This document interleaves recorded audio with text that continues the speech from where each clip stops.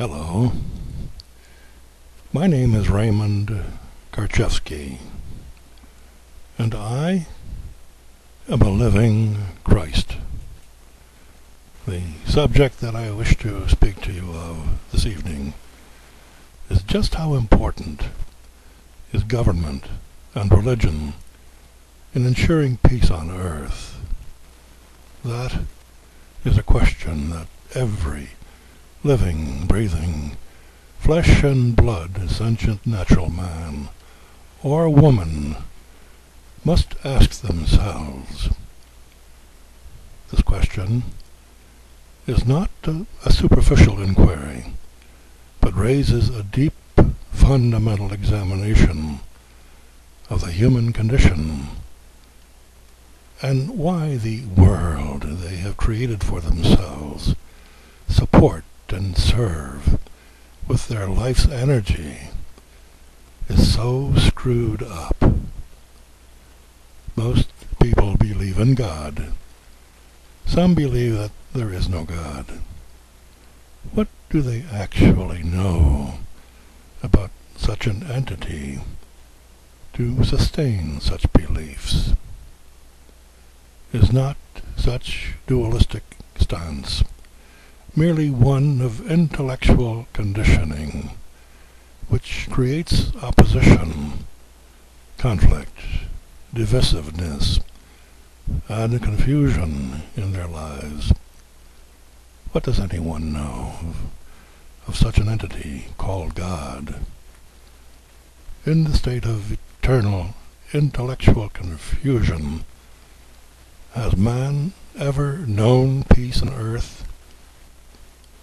The simple fact is that God is a concept to most, one which has ruled the lives of billions and billions of living men and women throughout millennia, through systems of satanic intellectual thought, which has seduced living, sovereign men and women, and has converted them into groveling slaves through the medium of self-doubt via outer-imposed beliefs, a fiction of the mind which has succeeded in counterfeiting truth, divine intelligence, God itself, and caused such outer-directed, conditioned human beings into becoming helpless slaves. Not so, you say? Examine your own lives and tell me, are you truly free? You may believe yourselves to be intelligent, but really, are you? Look at the world with its wars, the vast schisms created of the rich and the poor, the powerful and its victims. Where do you fit in? Are you homeless yet? Are you bankrupt? Do you still have a job? Do you regard and accord yourself self-respect? Are you free? Do you even know what freedom is? I am a Christ, a simple man of truth, a man of peace, a man of balance, a man who understands who he is and who you are, a man who is controversial and threatening to the satanic controls of those satanic individuals who see themselves as rulers of the world and regard you as mere useful servants or useless eaters, those who are troublesome to their current grasp upon you and your present conditionable satanic intellects. I am here to tell you that ignorance is not bliss. That just angers you, for I have touched in you that which you have been running away from all of your lives. What is it? It is your pact with the satanic intellect, whom you all worship as Satan, the petty god of civilized societies. You wonder why the world is so screwed up, even whilst you support it, while imagining that you are personally not responsible for it. You deserve better. You blame the problems of the world upon others. The finger of blame points away from you. You see your life slipping away, no closer to that fantasy of peace and prosperity that draws you away.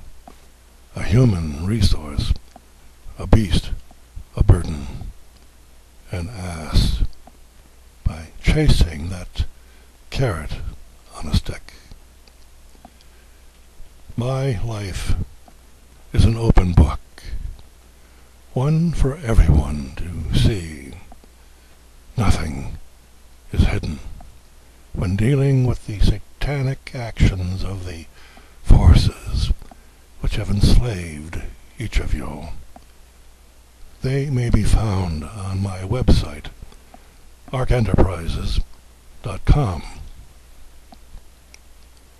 What this Christ has done, so can each of you. Why do you continue to support government and religious institutions which promise peace and security, but never has delivered on that promise since the dawn of civilization, the beginning of human civilized societies? Government and religions are satanic institutions which exist only in your skewed intellectual consciousness. They produce nothing. They parasitically feed off your life force, your labor, your sweat and blood. They regard you as slaves to do the bidding of the few who control your minds. These are the banking and the corporate elitists, who are the real satanic force behind lesser fictions such as politicians, priests, media, and social mind controllers. They spin fantasies. They call the tune, and you all dance to it. Have you ever watched a presidential political convention and watched just how much insanity, conflict, and confusion resides in the human intellect when the civilized masks are dropped via political hysteria? What makes you think war is any different when you send your own sons and daughters to foreign countries to kill, rape, pillage in the name of corporate profit? By now, most of you listening to this are well aware of my exposure of the criminal government in the state of Oregon. I am every man who demands to be free, to be left alone in life when others organize themselves and tell me that I cannot live in freedom, that I cannot live in peace. I don't resist evil. I expose it. I do not give evil my support. I withdraw my support of the evil that is government, and what it does to the hearts and minds of living men and women. I boycott, boycott, boycott them. It is nonviolent, yet it is an act of peaceful revolution which exists beyond the illusory powers of such satanic government that has made most of you into doubting slaves.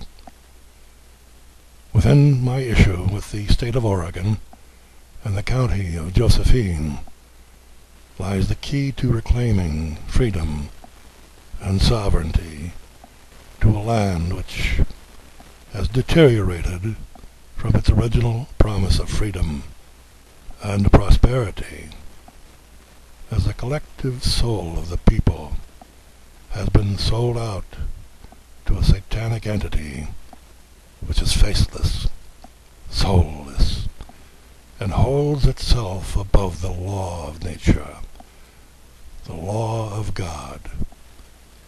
What I have done, so can you. Let us get on with the task at hand, shall we? Let us restore our freedom, restore our sovereignty, restore our personal wealth which we have given away to others through trickery and deceit. How many of you have the courage to act rather than just simply engage in empty talk? We shall see.